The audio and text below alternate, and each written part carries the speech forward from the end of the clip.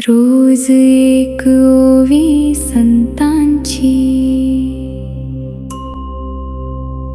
रोज एक ओवी संतांची. नवल अहंकाराची गोठी, विशेषे न लागे अज्ञाना पाठी. सज्ञानाच्या झोबे कंठी, नाना संकटे नाचती. नमस्कार. रोज एक ओवी संतांची या मालिकेमध्ये सगळ्यांचं मनपूर्वक स्वागत. आज आपण ओवी घेतलेली आहे, तुम्हाला माझ्या पाठीमागे स्क्रीनवरती दिसतच आहे. संत तत्त्वज्ञ ज्ञानेश्वर माऊलींची ओवी आहे आणि अतिशय सुंदर ओवी आहे. त्या ओवीचा अर्थ शाश्वत आहे, कालातीत आहे. कधी घेतला तरी तो त्या काळाला उपयोगी पडणार आहे. अहंकाराविषयीचा उल्लेख आहे आणि कोण अहंकारी असतो याविषयी म्हणताना माऊली असं म्हणतात की नवल अहंकाराची गोठी, नवल अहंकाराची गोठी, विशेषे न लगे अज्ञानापाठी. हे काय सुंदर कल्पना आहे.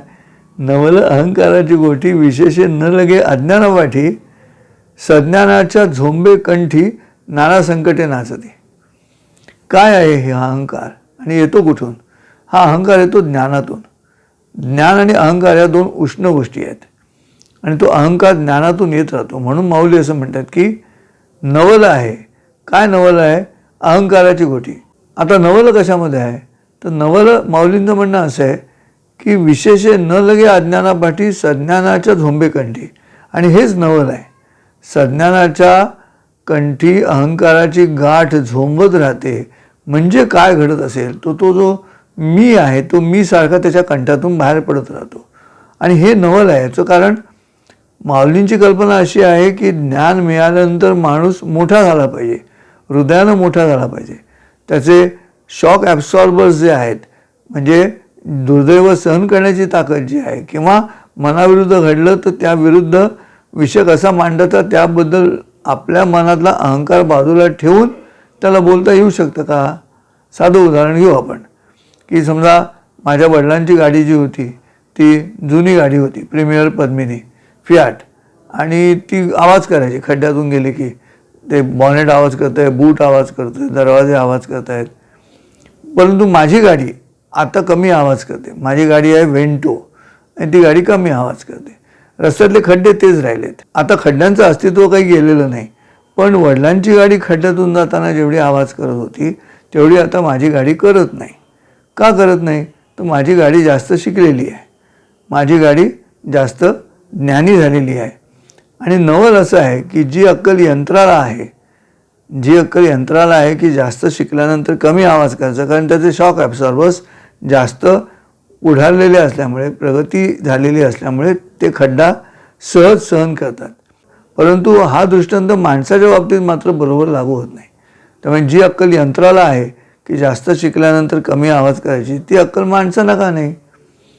आत्ताचं आधुनिक उदाहरण देऊन मी तुम्हाला माऊलींचा मुद्दा सांगतोय की माऊली नवल हे शब्द का वापरतात पहिल्या चरणामध्ये. त्याचं कारण हे आहे की नवल अहंकाराची गोठी. कमालच आहे की एकीकडे ज्ञान झालं म्हणायचं आणि तरी अहंकार वाढत चालला माणसांचा. आज समाजामध्ये तसेच आहे की जेवढे ज्ञानी आहेत ते स्वतःला अहंकारी समजत आहेत, जेवढे ज्ञानी आहेत ते समाजाचा बुद्धिभेद करत आहेत, जेवढे ज्ञानी आहेत ते विश्लेषण करण्याच्या नादामध्ये समाजामध्ये फूट पाडत आहेत. जोडणार कोण? म्हणून हा मुद्दा तिथे रणांगणात आला असं ते वाटत राहतं. याचं कारण असं की जेव्हा अर्जुन म्हणतो मी लढत नाही, तर तो जास्त ज्ञानी आहे म्हणून त्याच्या मनामध्ये हा मुद्दा आला की मला जे कळते तेच मी शहाणा आहे आणि मला जे कळतं तेच खरं आहे, असं अर्जुनाचं म्हणणं आहे. आणि म्हणून प्रज्ञावादांश भाषसे असं श्रीकृष्ण अर्जुनाला प्रश्न विचारतो, तू काय स्वतःला बुद्धिवादी समजतोस? बुद्धिवादी म्हणजे ज्यांच्या बुद्धीमुळे वाद निर्माण होतात असा अर्थ मी तुम्हाला सांगितला होता. ते आता आपल्याला समाजात दिसतच आहेत. आणि म्हणून हे जे उजवेपण आहे ते उजवेपण महत्त्वाचं आहे. आणि ज्ञानी माणसांकडे उजवं पण नसतं ही नवलाची गोष्ट आहे. म्हणजे आज जे आपण सातत्यानं बघतोय की माणूस जेवढा ज्ञानी होत जातो तेवढा तो डावा होत जातो, म्हणजे नकारात्मकतेकडे जातो.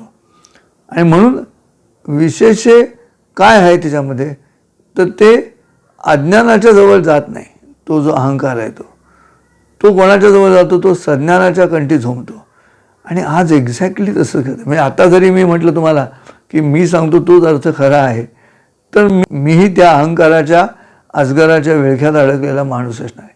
मला त्यातून बाहेर पडायचं आहे आणि बाहेर पडण्याच्या दृष्टिकोनातून नम्रता लागेल.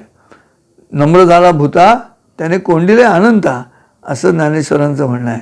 आणि म्हणून तो नवल शब्द तिथे येतो. याचं कारण असं आहे की माऊलींना असं वाटतं की मला जेवढं कळलं आहे त्यातून माझा अहंकार गेला. आता माऊलींचा अहंकार गेला ही जी कल्पना आहे, काय गेला अहंकार, तर अत्यंत नम्रतापूर्वक ते प्रत्येक वेळेला सांगतात की मला काही कळत नाही तरी मी सांगायचा प्रयत्न करतोय म्हणून. एरवी तरी मी मूर्खू, जरी झाला अविवेकू, तरी संतकृपा दीपकू सोजोळू असे, असं माऊली म्हणतात की टिटिबू चाचूवरी माप सुहे सागरी, मी नेणतू त्यापरी प्रवर्ते येतं.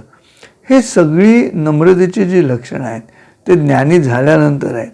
आणि म्हणून ह्या आपण जी ओवी आज चर्चेसाठी घेतली आहे त्याच्यामध्ये ज्ञानेश्वर माऊलींचा हा जो मुद्दा आहे की नवल आहे, विशेष आहे. हे नवल काय आहे त्याच्या पाठीमागे, तर ते नवल अहंकाराची गोष्टी आहे की विशेष न लगे अज्ञानापाठी. खरं अज्ञानाच्या पाठीमागे ती लागायला हवी, तर तिथे ती लागत नाही.